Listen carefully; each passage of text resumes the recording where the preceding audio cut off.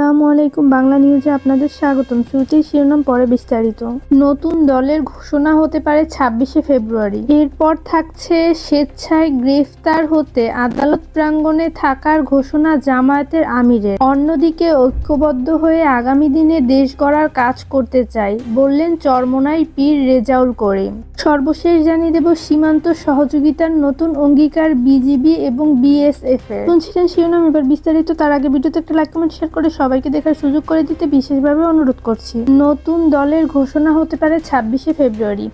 জাতীয় নাগরিক কমিটি এবং বৈষম্যবিরোধী ছাত্র আন্দোলনের উদ্যোগে নতুন যে রাজনৈতিক দল আসতে যাচ্ছে সেই দলের কাঠামো এখনকার মতোই থাকছে, অর্থাৎ দুই প্ল্যাটফর্মে বর্তমান যে কাঠামো সেটা থাকছে। আহ্বায়ক হিসেবে অন্তর্বর্তী সরকারের উপদেষ্টা নাহিদ ইসলামের নাম চূড়ান্ত হয়েছে।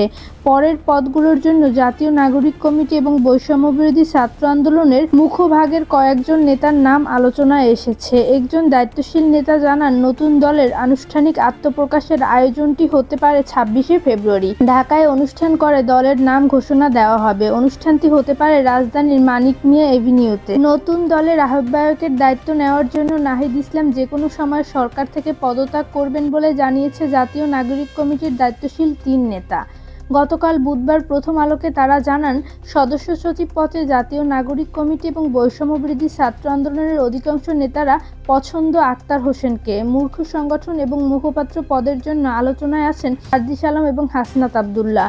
নতুন দল গঠনের প্রক্রিয়ার নেতৃত্ব দিচ্ছেন মূলত জাতীয় নাগরিক কমিটি। এ কমিটি বিভিন্ন মতদর্শনের লোকজন রয়েছে। এর মধ্যে 3টি অংশ স্পষ্ট: গণতান্ত্রিক ছাত্রশক্তি এবং ছাত্র অধিকার পরিষদের সাবেক নেতা এবং ইসলামী ছাত্র শিবিরের সাবেক নেতা এবং বামধারার বিভিন্ন সংগঠনের সাবেক নেতা এবং মধ্যপন্থী নেতারা। চলতি মাসের দ্বিতীয় সপ্তাহের শুরুতে শিবিরের সাবেক নেতার মধ্যে একজন আক্তার হোসেনের সঙ্গে দেখা করেন। শীর্ষ 2টি পদে তাকে কাউকে না রাখলে নতুন দলে তারা থাকবেন না বলে জানান। মূলত এরপরই সামাজিক যোগাযোগ মাধ্যমে শিবিরের সাবেক নেতা আলী আহসান জোবায়েদের পক্ষে প্রচার শুরু হয়। এর পাশাপাশি এমন প্রচারও চালানো হয় যে শিবির মাইনাস করে বামপন্থীদের নিয়ে রাজনীতি করতে চান আক্তার। স্বেচ্ছায় গ্রেপ্তার হতে আদালত প্রাঙ্গণে থাকার ঘোষণা জামায়াতের আমিরের। দলের কারাবন্দী নেতা এটিএম আজহারুল ইসলাম মুক্তির দাবিতে স্বেচ্ছায় গ্রেপ্তার হওয়ার ঘোষণা দিয়েছেন জামায়াতে ইসলামীর আমির শরীফুর রহমান। এর জন্য 25শে ফেব্রুয়ারি আদালত প্রাঙ্গণে হাজির থাকবেন তিনি। আজ বৃহস্পতিবার বিকেল 5টায় নিজের ভেরিফাইড ফেসবুক পেজে এ ঘোষণা দেন জামায়াতের আমিরের। এই ঘোষণা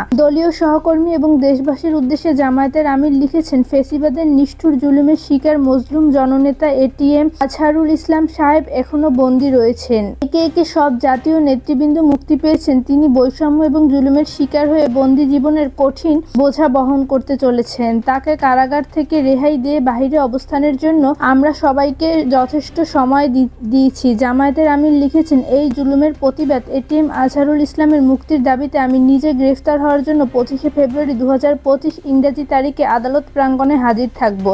আইন মন্ত্রণালয় এবং স্বরাষ্ট্র মন্ত্রণালয় আমাকে গ্রেফতার করে কারাগারে পাঠানোর ব্যবস্থা গ্রহণ করবে। সময় মতো আমাকে যথাস্থানে পাবে ইনশাআল্লাহ। মুক্তিযুদ্ধের সময় মানবতা বিরোধী অপরাধের মামলায় আন্তর্জাতিক অপরাধ ট্রাইব্যুনাল এটিএম আজহারুল ইসলামকে মৃত্যুদণ্ডের রায় দেয়। মৃত্যুদণ্ডের রায় পূর্ণ বিবেচনার চেয়ে তিনি 2020 সালের 19শে জুলাই আপিল বিভাগে আবেদন করেন। এই পূর্ণ বিবেচনায় আবেদন শুনানির জন্য আজ 20 ফেব্রুয়ারি তারিখ ধার্য ছিল, কিন্তু শুনানি হয়নি। এরপরই জামায়াতের আমির স্বেচ্ছায় কারাবন্দী হওয়ার ঘোষণা দিলেন। ঐক্যবদ্ধ হয়ে আগামী দিনে দেশ গড়ার কাজ করতে চাই বললেন চরমোনাই পীর রেজাউল করিম। ইসলামী আন্দোলন বাংলাদেশের আমির মুফতি সৈয়দ মোহাম্মদ রেজাউল করিম বলেন, আমাদের লক্ষ্য একটাই, বাংলাদেশকে একটি কল্যাণ রাষ্ট্রে পরিণত করা, যেখানে জুলুম দুর্নীতি অন্যায় থাকবে না, থাকবে শান্তি সমৃদ্ধি এবং মানুষে মানুষে ভ্রাতৃত্ববোধ এবং সাম্য। এই রাষ্ট্র হবে ইসলামী মূল্যবোধের রাষ্ট্র। এজন্য আমরা ইসলাম এবং দেশ এবং মানবতার পক্ষের শক্তিগুলো ঐক্যবদ্ধ হওয়ার প্রয়াসা নিয়েছি।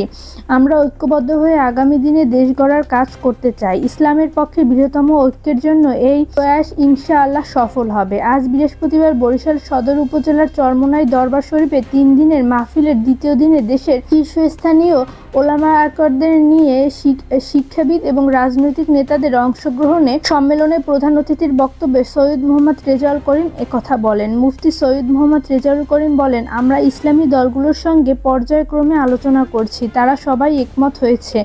আমরা এই আলোচনা অনেক দূর এগিয়েছি, আশা করি অচিরেই আমরা ঐক্যমতে পৌঁছাতে পারব। আগামী নির্বাচনে ইসলামী দলগুলো একটি বাক্স দিতে পারব। গতকাল বুধবার চরমোনাই দরবার শরীফে বার্ষিক মাহফিল শুরু হয়েছে। 3 দিনের এই মাহফিল শনিবার সকাল 8:30টায় আখিরি মোনাজাতের মধ্য দিয়ে শেষ হবে। মোনাজাত পরিচালনা করবে চরমোনাই পীর মুফতি রেজাউল করিম। সীমান্ত সহযোগিতার নতুন অঙ্গীকার বিজিবি এবং বিএসএফ এর। সীমান্ত হত্যা এবং সীমান্তে বেড়া দেওয়া নিয়ে যখনই কোনো প্রশ্ন উঠবে তখনই বিজিবি এবং বিএসএফ যৌথ আলোচনার ভিত্তিতে দ্রুত তার মীমাংসা করবে।